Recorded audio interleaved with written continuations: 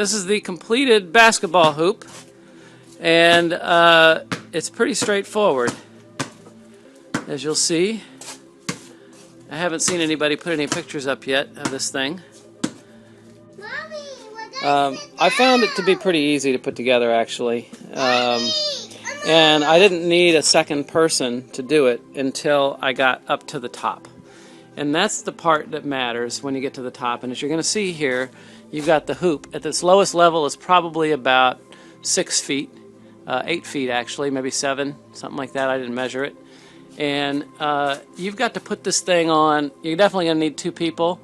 You got to put this through here, and you got to connect to these bolts right here.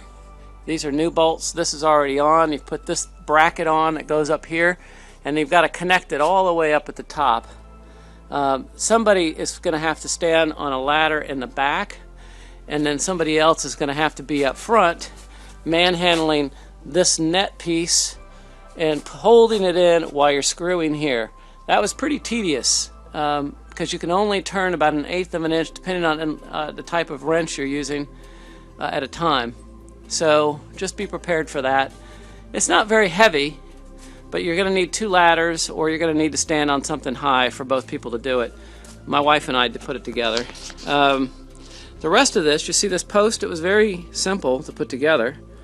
And it just connects down here on the bottom very simply. There's a couple of bolts. You just push it up, and then you screw these brackets in. Very easy, actually. And if you just think about the instructions before you do it, you shouldn't have any problem at all. It took about 2 hours. One thing I want to show here is that the goal isn't, this board is flush against the post, and some of the reviewers talked about that. So in some of the other basketball nets, it's pushed out a little bit.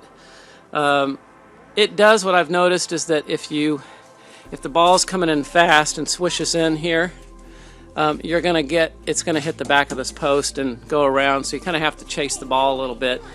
And if you've got bigger kids who are trying to dunk it, they might run into the back of it. But otherwise, it's good. And the board, the headboard is fine. It's a little small, but we've got little kids, so this thing works great.